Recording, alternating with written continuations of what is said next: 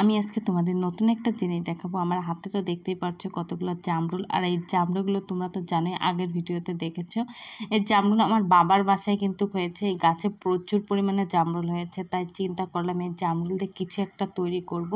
আর আমার ছেলে মেয়ে মিষ্টি জাতীয় জিনিসগুলো একটু বেশি পছন্দ করে, তাই ভাবতেছি যে সব কিছু মোরব্বা তৈরি করা যায়, কেন জামরুলের মোরব্বা তৈরি করা যাবে না। আসসালামু আলাইকুম গাইস, তোমরা কেমন আছো? আশা করি অনেক ভালো আছো। দেখতেই পাচ্ছ জামরুল আমি সুন্দর করে ধুয়ে নিয়েছি। তারপর জামরুলটাকে আমি দুফাল করে এই যে মুখের যে শক্ত অংশটুকু আছে ওটা কিন্তু আমি ফেলে দিচ্ছি, সুন্দর করে পরিষ্কার করে নিচ্ছি। আর আমি তো খুবই টেনশনে আছি, আমার সব জিনিস কি নষ্ট হয়ে যাবে, ঠিকভাবে হবে কি হবে না। তারপরে দেখো মন মানে শান্ত করে তারপর আমি কাজটা শুরু করতেছি। যেহেতু সব কিছুর মোরব্বাই তৈরি হয়, জামরুলের মোরব্বা কেন তৈরি করতে পারবো না। তারপর প্রথম করে দেখি কি হয়। আর সত্যি কথা বলতে কি, এই জামরুলের মোরব্বাটা অনেক মজার হয়েছিল। আমার ছেলে মেয়েতে সবই প্রায় খেয়ে ফেলেছে, আর আমি অত মিষ্টি খাচ্ছি না, একটু কম। আমার ছেলে মেয়ে বেশি খেয়েছে আর কি। দেখো আমি সুন্দর করে কিন্তু কেটে নিয়েছি এবং পানি দিয়ে ভিজিয়ে রেখেছি। আর এখন আমি কারেন্টের চুলোতেই রান্না করব, গ্যাসেতে যাচ্ছে না, কারণ গ্যাসের ওইখানে যেতে ইচ্ছা করছে না। এই পাতিলে আমি এখন মানে এই কড়ইতে আমি এখন জামরুল আর পানি সহ ঢেলে দিব। ঢালার পর দেখো ঢাকনা দিয়ে ঢেকেও দিয়েছি। আর এই জামরুলটা আমি পুরো সিদ্ধ করব না, হাফ সিদ্ধ করব। পুরো সিদ্ধ করলে তো আমার তাহলে চিনের যে এই রসটা তৈরি করব ওটা জামরুলের ভিতর ঢুকবে না, তাই আমি হাফ সিদ্ধ করব। দেখো আমার হাফ সিদ্ধ কিন্তু হয়ে গিয়েছে।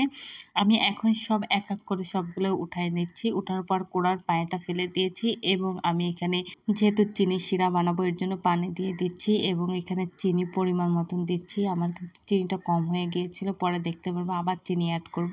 এখানে এলাচ দিচ্ছি, তারপরে এখানে ডাল দিয়ে তারপর আমি ভালোভাবে খুন্তিতে নাড়াচাড়া করে নিচ্ছি, চিনিটা গলে যায়। আর এইখানে দেখো জামরুলের ভিতর প্রচুর পরিমাণে পানি রয়েছে। আর একটা জিনিস খেয়াল করছো, জামরুলের যে লাল একটা কালার ছিল ওইটা কিন্তু নাই, ওটা সিদ্ধ করার কারণে কিন্তু লাল কালারটা চলে গিয়েছে। তারপরে এই নিংড়ে পানিটা ফেলে দেওয়ার পর তারপরে এই জামরুলটা কি করব জানো, কাঁটা চামচ আছে না, কাঁটা চামচ দিয়ে এরকম ফুটাই নেব, যেন এখানে চিনির রসটা এর ভিতর পরিমাণ মতন ঢুকে যায় এবং সুন্দর লাগে খেতে।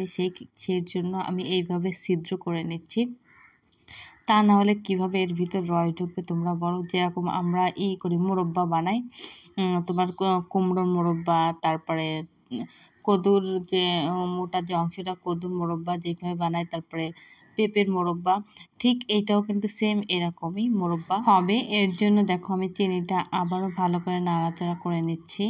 দেখতেই পাচ্ছ প্রায় কিন্তু আঠালো একটা ভাব চলে আসছে। তারপর আমি দেখতেছি যে আঠালো ভাব চলে এসেছে কিনা, চলে এসেছে। এরপরে আমি জামরুলটা কিন্তু দিয়ে দিব, দেওয়ার পর ভালো করে নাড়াচাড়া করব, আবার ঢাকনা দিয়ে ঢেকে দেব যেন রসটা সিদ্ধ হয়ে ওর ভিতর ঢুকে যায়।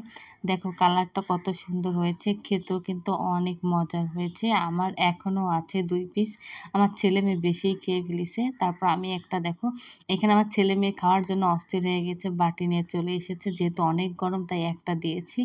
তারপর আমি একটা কাচের বয়ামে আমি রেখে দেবো, এটা আমি খাচ্ছি, অনেক মজার হয়েছে। তারপরে এই বয়ামে দেখো আমি এখন সব উঠায় রাখতেছি। আর ভিডিওটা কেমন হয়েছে অবশ্যই কমেন্ট করতে ভুলবে না এবং আমার ফেসবুক পেজে ফলো বাটনটা অন করে রাখবে নতুন নতুন ভিডিও পেতে। আসসালামু আলাইকুম।